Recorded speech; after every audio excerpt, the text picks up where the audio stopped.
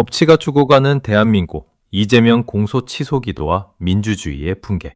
존경하는 대한민국 국민 여러분, 그리고 이 땅의 자유, 정의, 법치의 가치를 목숨처럼 여기시는 모든 양심 있는 시민 여러분, 2026년 5월 1일 오늘 우리는 대한민국이 직면한 매우 무겁고도 위험한 현실을 똑바로 직시해야 합니다. 민주공화국이라는 이름 아래에서 권력이 자신을 보호하기 위해 법과 제도, 사법 절차, 국민의 신뢰까지 철저하게 도구화하고 있는 모습은 더 이상 단순한 정치적 논쟁으로 치부할 수 없는 지경에 이르렀습니다.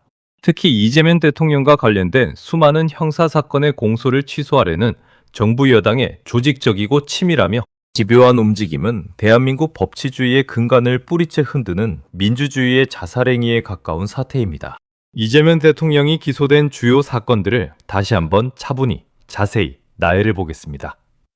대장동 개발 비리 사건, 위례신도시 개발 비리 사건, 백현동 개발 의혹 사건, 성남FC 불법 후원금 사건, 쌍방울 그룹의 불법 대북 송금 사건, 경기도 법인카드 유용 의혹 사건, 위증교사 사건, 공직선거법 위반 사건 등 총 8건에 이르는 중대한 형사 사건들입니다.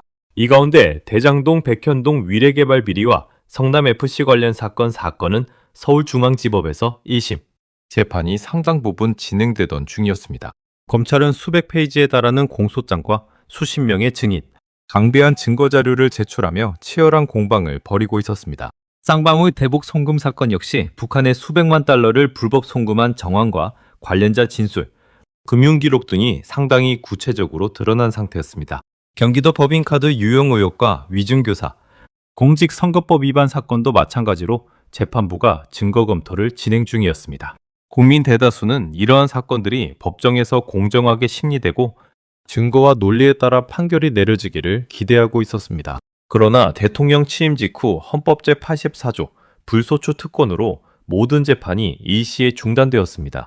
국민들은 여기까지는 헌법 규정에 따른 불가피한 절차로 받아들였습니다. 문제는 그 다음 단계입니다. 여당은 재판 중단에 만족하지 않고 공소를 아예 없던 일로 만들려는 노골적이고 다층적이며 계산된 작전을 본격적으로 펼치고 있습니다. 2026년 2월 초 친명계 중심으로 더불어민주당 의원 87명이 먼저 이재명 대통령 사건, 공소 취소와 국정조사 추진을 위한 의원 모임, 일명 공치모를 결성했습니다. 이후 참여 의원이 급속도로 늘어나 2월 22일 공식 출범식에는 100명, 협약 5명을 넘는 규모로 확대되었습니다. 이는 전체 민주당 의원 수의 절반을 훌쩍 넘는 국회 최대급 규모의 의원 모임이었습니다. 모임은 검찰의 수사를 윤석열 정권 정치검찰의 조작 기소로 단정하고 국정조사를 통해 그 조작 사실을 국민 앞에 확인한 뒤 공소 취소를 강력히 추진하겠다는 입장을 분명히 밝혔습니다. 출범식과 결의대회에서 조작 기소, 즉각 공소 취소, 국정조사, 즉각 추진이라는 구호를 반복하며 외치는 모습은 이미 결론을 정해놓고 절차를 역행하는 전형적인 정치쇼처럼 비춰졌습니다.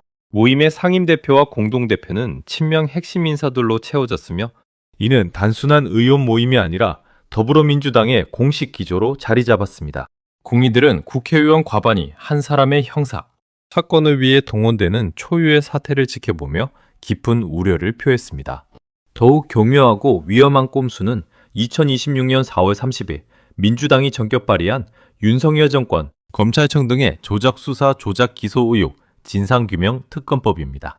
이 특검법의 핵심은 대통령이 직접 임명하는 특검에게 조작 기소 의혹 사건을 수사하게 하고 사실상 공소 취소 권한을 부여하는 데 있습니다. 법안 문구에는 공소 취소라는 직접적 표현을 피했지만 특검이 이첩받은 사건에 대한 공소 유지 여부 결정 권한을 명시함으로써 기존 검찰이 기소한 사건을 특검 판단으로 취소할 수 있는 길을 교묘하게 열어놓았습니다. 수사 대상에는 대통령 관련 8건을 포함해 총 12건이 명시되었으며 수사기간은 기본 90일에 준비기간까지 포함해 최장 200일 가까이 끌 수 있도록 설계되었습니다. 30일씩 2차례 연장까지 가능합니다. 이 구조가 얼마나 기가 막힌지 다시 한번 생각해 보십시오. 대통령 본인이 임명하는 특검이 대통령 본인이 피고인으로 있는 사건을 수사하고 그 결과에 따라 공소를 취소할 수 있다는 것입니다. 이는 셀프 면죄부, 셀프 사면, 사법, 사유화라는 비판을 피할 수 없는 명백한 권력남용이자 법치 농락입니다. 야당인 국민의힘은 즉각 강하게 반발했습니다. 장동혁 대표는 대통령 이재명이 특검을 임명해서 피고인 이재명의 공소를 취소하겠다는 것이라며 이재명 셀프 면제 특검이라고 규탄했습니다. 송원석 원내대표 역시 국정조사가 1단계 방탄 빌드업, 특검법이 2단계라며 강력히 비판했습니다. 법조계와 시민사회에서도 초현실, 법치농락, 상권분립의 정면 유린이라는 목소리가 높아지고 있습니다. 여기에 더 어두운 그림자, 이른바 공소취소 거래설이 드리워져 있습니다. 2026년 3월 친여 성향 유튜브 방송에서 제기된 이 의혹은 국민을 충격에 빠뜨렸습니다. 정부 고위 관계자, 대통령 최측근으로 지목된가 고위검사 다수에게 직접 연락해 내 말이 곧 대통령의 뜻이라며 이재명 대통령 관련 사건의 공소 취소를 요구했다는 내용입니다. 검찰 내부에서는 이를 이재명 정부가 우리와 거래를 원하는구나 라고 해석하고 검찰개혁 관련 보안 수사권 유지나 인사 등과 맞바꾸려는 움직임으로 받아들였다는 증언까지 나왔습니다. 민주당과 청와대, 법무부는 즉각 황당한 음모론, 지라시 수준도 안 되는 가짜뉴스라며 격앙된 반응을 보였습니다. 그러나 국민 여론조사에서는 규명 필요 응답이 48.1%로 나타났고 가짜뉴스로 무시해야 한다는 의견은 29.4%에 그쳤습니다. 법무부 장관이 공소 취소 관련 어떤 검토도 한 적 없다고 부인했지만 이러한 부인조차 국민의 깊은 의심을 완전히 해소하지 못하고 있습니다. 오히려 거래설까지 나오는 상황에서 공소 취소를 밀어붙이는 것이 과연 정상인가라는 시니컬한 목소리가 커지고 있습니다. 이 모든 과정은 치밀하게 계산된 다단계 정치 공학입니다. 첫째 단계, 2026년 3월부터 시작된 조작 기소, 의혹 국정조사 특위에서 대장동 유례, 쌍방울, 대북 송금 사건, 관련자 80여 명을 증인으로 채택해 청문회를 진행하며 조작 기소 프레임을 국민에게 강하게 각인시킨다. 둘째 단계, 국정조사 결과를 바탕으로 특검법을 발의해 공소 취소를 실현한다. 셋째 단계, 대통령이 임명하는 특검에게 실질적 공소 취소 권한을 부여한다. 이 과정에서 검찰은 지속적으로 정치검찰이라는 낙인이 찍히고 개별 검사들은 여론의 압박과 정치적 보복 우려 속에 놓이게 됩니다. 만약 이 시나리오가 그대로 진행된다면 입법부가 사법부를 압박하고 행정부가 재판 결과를 정치적으로 뒤집는 위험한 전례가 대한민국 역사에 새겨지게 됩니다. 이 흐름을 더 넓은 국제적 맥락에서 바라보아야 합니다. 2025년 11월 파키스탄에서 벌어진 일을 자세히 살펴보십시오. 파키스탄 의회는 27차 헌법 개정안을 통과시켰습니다. 핵심 수혜자는 육군 참모총장 사이드 하심 무닐입니다. 그는 이미 2025년 초 인도와의 군사적 충돌 이후 야전원수 필드 마셜로 승격된 인물로 이번 개정으로 국방총사령관 Chief of Defense Forces라는 새 직책을 부여받아 육군뿐 아니라 해군과 공군까지 총괄 지휘하게 되었습니다. 그의 야전원수 계급과 제복은 종신으로 보장되며 퇴임 후에도 대통령과 총리의 조언에 따라 추가적인 국가적 책임과 의무를 수행할 수 있는 권한까지 부여받았습니다. 가장 충격적인 부분은 종신 면책 특권입니다. 아신문의를 야전원수와 대통령은 헌법상 종신, 총시험 면책 특권을 부여받아 재임 중은 물론 퇴임 후에도 어떤 범죄 행위에 대해서도 형사 기소나 체포, 수사로부터 완전히 보호받게 되었습니다. 또한 대법원의 독립성을 약화시키기 위해 최고법원을 항소심과 헌법심리부로 쪼개 사법부를 사실상 분할 약화시켰으며 군부의 권한을 대폭 강화하는 조항도 다수 포함되었습니다. 야당 정치인, 판사들, 시민사회, 국제언론, NYT 등에서는 민주주의의 장례식, 권위주의로의 회귀, 자동 독재로 가는 길이라는 강한 비판이 쏟아졌습니다. 그럼에도 군부의 압도적 영향력과 여당의 힘으로 개정안은 통과되었습니다. 비판자들은 이제 군부 실세는 계엄령을 선포해도 반역죄로 기소될 수 없다고 지적하며 깊은 우려를 표했습니다. 이는 명백한 권력의 영구화이자 법치를 힘의 논리로 대체한 퇴행적 조치입니다. 파키스탄은 헌법을 직접 개정해 종신 면책과 종신 원수 지위를 만들었습니다. 대한민국에서는 아직 헌법 개정 단계까지는 가지 않았지만 공소 취소와 특검이라는 법적 정치적 꼼수를 총동원해 실질적인 면책 효과를 노리고 있습니다. 재임 중 불소추 특권으로 재판이 정지된 상태에서 공소를 취소하면 퇴임 후 재개조차 사실상 불가능해질 수 있습니다.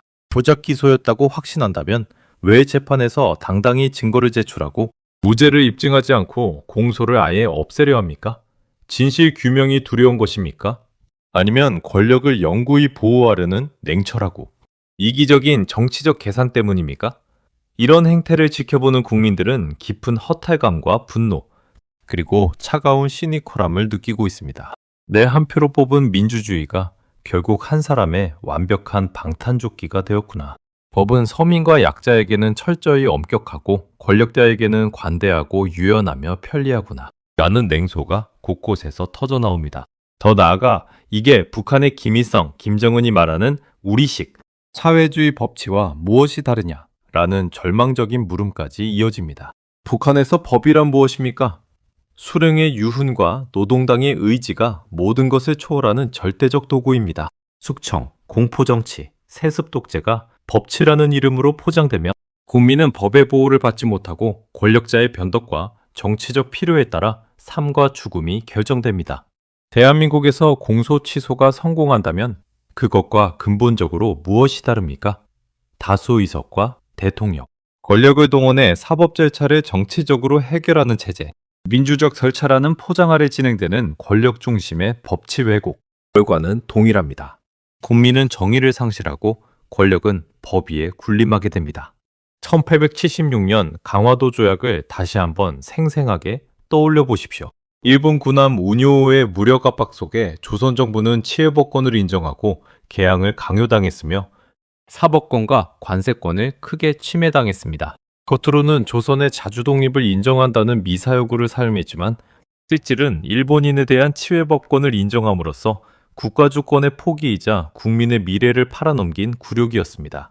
당시 조선 백성들은 국가가 스스로를 지키지 못하고 외세에 굴복하는 모습을 보며 깊은 절망과 분노, 미래를 잃어버린 상실감을 느꼈을 것입니다. 이게 우리나라인가? 우리는 이제 누구를 믿고 살아야 하는가? 하는 자괴감이 백성들의 가슴을 파고들었을 터입니다. 지금 대한민국에서 벌어지는 공소 취소 기도는 그 강화도 조약과 본질에서 크게 다르지 않습니다. 외세가 아닌 내부 권력이 스스로에게 불평등한 치외법권, 특권을 부여하려는 만행이기 때문입니다. 만약 이 기도가 성공한다면 우리는 역사에 기록될 치욕의 순간을 맞이하게 됩니다. 법 앞의 평등 원칙 상실, 상권 분립의 붕괴, 국민 주권의 왜곡, 사회 전체의 신뢰와 정의감 파괴. 특히 젊은 세대는 이 나라에서 열심히 살고 법을 지켜봤자 무슨 소용이냐는 깊은 냉소를 품게 될 것입니다. 부모 세대가 법 앞의 평등을 포기하고 권력자의 특권을 용인한 나라를 물려받은 아이들은 어떤 마음으로 살아가겠습니까? 그들은 과연 이 나라를 사랑하고 미래를 꿈꿀 수 있을까요? 국민 여러분, 이 시니컬한 현실을 직시합시다. 권력자들은 조작 기소를 외치며 국민을 설득하려 하지만 그들의 행동은 조작된 면죄부를 만들기 위한 정치 공작처럼 보입니다. 국정조사를 방탄도구로 활용하고 특검을 통해 셀프 공소취소 권한을 쥐려는 계산, 거래소로 드러난 권력 내부의 암거래 시도, 이 모든 것이 민주주의와 법치라는 고귀한 이름으로 포장되어 국민 앞에 제시되고 있습니다. 그러나 포장은 결국 벗겨지기 마련입니다. 국민의 눈은 속지 않습니다. 그러나 아직 늦지 않았습니다. 국민의 목소리가 모이고 여론이 들끓으며 양심 있는 법조인과 시민들이 저항한다면 이러한 불합리하고 불법적인 시도는 저지될 수 있습니다. 우리는 파키스탄 군부의 종신면책을 비웃을 자격이 있으며 북한의 가짜 법치를 비판할 도덕적 근거를 지켜야 합니다. 강화도 조약의 굴욕을 되풀이하지 않기 위해 지금 바로 깨어 일어나야 합니다. 진실은 정치적 압박과 꼼수가 아닌 재판정에서 증거와 논리, 공정한 심리로 밝혀져야 합니다. 정치적 편의로 공소를 취소하는 것은 민주주의의 포기이자 법치의 죽음입니다. 가슴에 손을 얹고 생각해 보십시오. 당신의 자녀와 손자녀에게 권력자가 법 위에 군림하는 나라를 물려줬다고 말할 수 있겠습니까? 이 깊은 허탈감과 상실감을 더 이상 키우지 맙시다.